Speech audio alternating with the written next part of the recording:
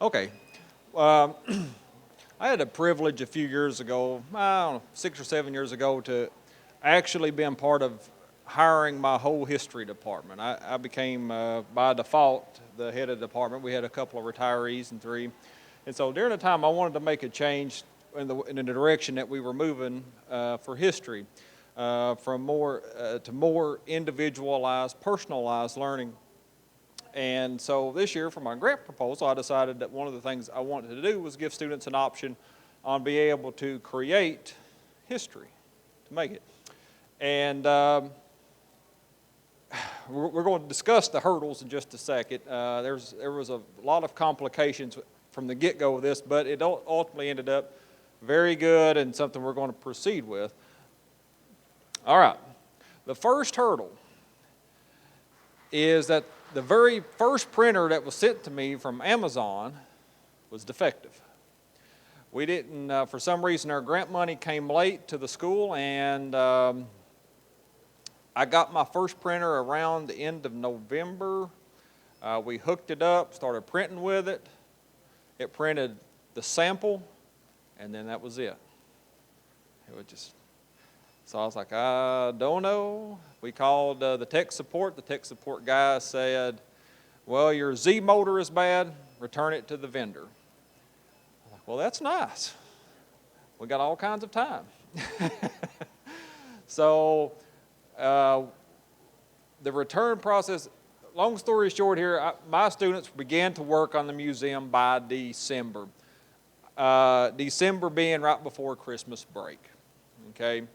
It was a learning curve for them.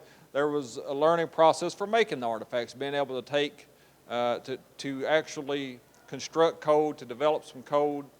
And meanwhile, my timeline from being able to get my curriculum taught is moving. Actually, right now, I find myself struggling to beat my May 5th College Board designated AP test deadline. Because some of the things that happened with this, okay? And the students did not have enough computer coding knowledge to create or design their own pieces. That was something I thought I could teach along with the material. I found I was wrong with that. That's not something I can do as well as cover the AP designated course content. So instead what I had them do was scouring the internet, looking for already developed prototypes. And the XYZ company, I think Doc had the Da Vinci, and someone else was saying the Da Vinci. They have some and you'll see pictures of those in just a second. But not what our intentions were. Our intentions were to start out by having a piece from a couple of different pieces from each College Board specific time period, and there was 9 in U.S. history. The obvious ones, Abraham Lincoln was easy to find the prototype of. Teddy Roosevelt doesn't exist. So as we start moving through this, it was kind of great. We only had one laptop the students shared, which created time issues as well. I thought that I would be able to hook this printer up to a Linux-based operating system, which we have plenty of because it's free. That didn't work either. It works well with Windows. And if your district's like mine, we're constantly begging for money. And Windows licensings are $50 per machine, and now they're starting to charge per student usage. All right. Move on here. So with that being said, the accomplishments. Well, the project's turned into an awesome group building collaborative project. Something I didn't do. It was kind of a serendipity thing. Because we only had one computer, I decided to make it group-based. And so they started working on things that they wanted to see. And from what we decided was from moving from different time periods of artifacts, we decided we're going to make a chess set. Okay? Because if you play chess, you have 8 pieces that are all pawns. So we find one good pawn, that takes care of 7 other pieces. Got 2 knights, 2 rooks, 2 bishops, and a king and queen. Lincoln obviously is going to be the king, and they decided they wanted to do the Civil War. He's going to be the king of the Union.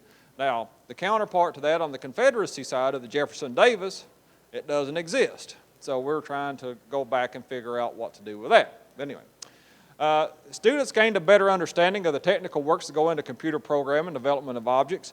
I think it was a realization to them what they thought was, simple projects doesn't exist when it comes to programming.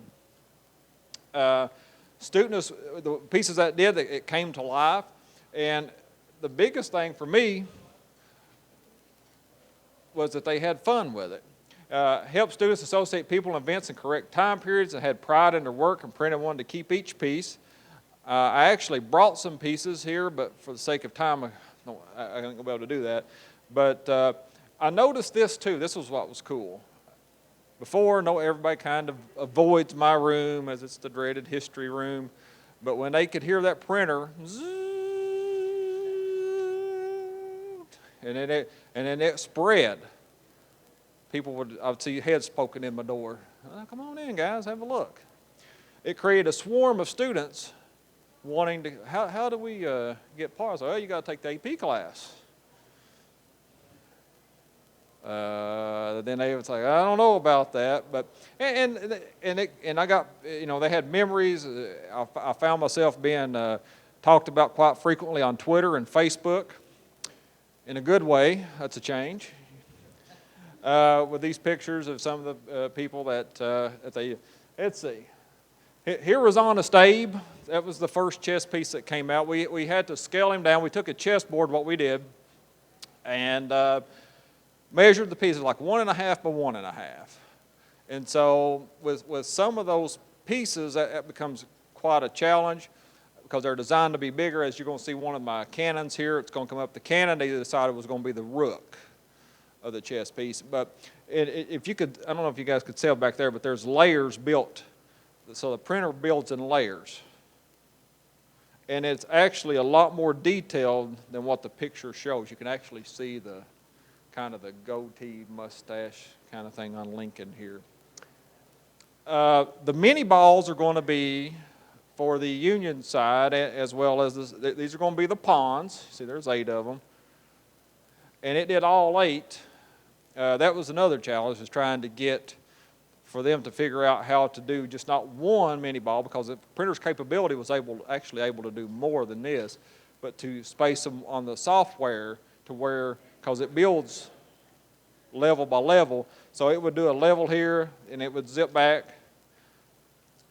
Once again, time 2. This is about 5 hours of printing to do those 8. And they're only about, I don't know, about an inch tall. There's my cannon. That's going to be the rook.